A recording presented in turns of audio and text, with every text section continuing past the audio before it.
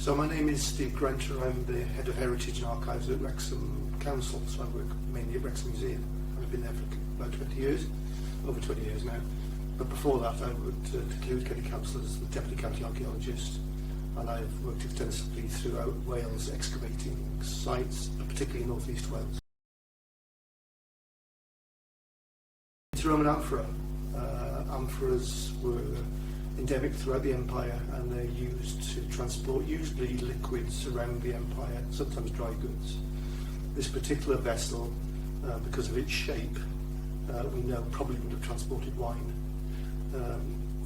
So that's what it's usually for. But it can be fish sauce, it can, let's say, be dry goods as well.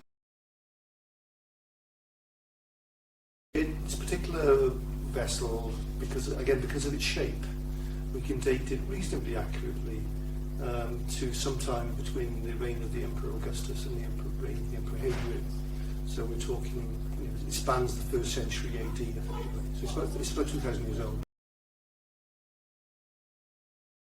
It was found, rediscovered, if you like, in Rhos in Horton Drive. We had a letter from a neighbour saying that they thought their friend had an interesting object in the garden. So we set off from Shire Hall in Mold, and we visited Horton Drive. And as we drove into the street, we could see the amphora clearly displayed in the garden, because I knew exactly where it was immediately. Apparently it had been originally found when the bungalow was built in the 1960s. It was found vertically in the ground with the rim showing.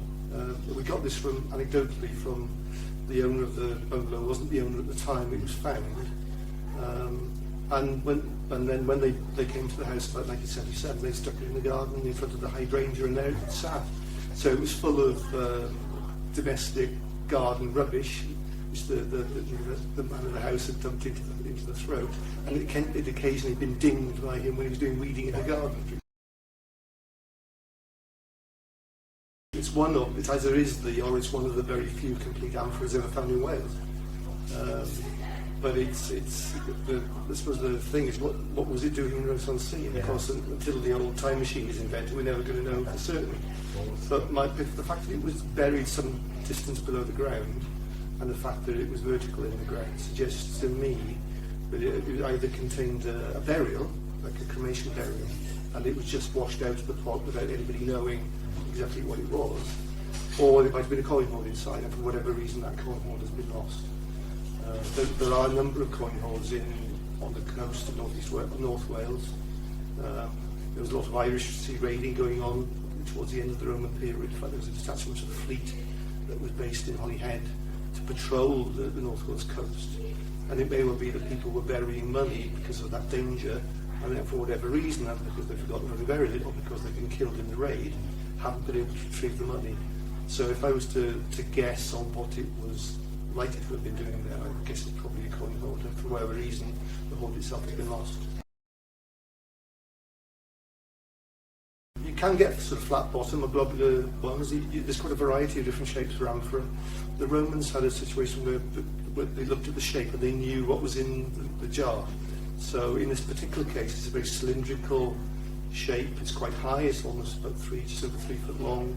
It would originally have had a point on the base, a solid clay point on the base, but that's been lost in antiquity. And it's designed so it can be easily poured from, and it's designed it can be stored in some numbers in the holds of ships. So that's why it's a cylindrical shape.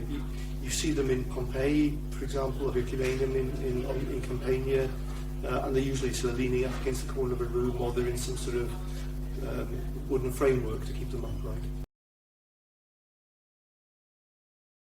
There's a certain amount, and I've mentioned the coin hoards already that you get on the North Wales coast.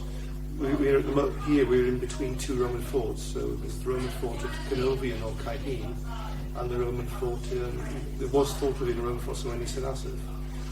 Most of the sites in this area tend to be hoard sites or lone burials or stray finds, but we don't know a great deal about the Roman period yet even, so I'm sure there are more sites to be discovered.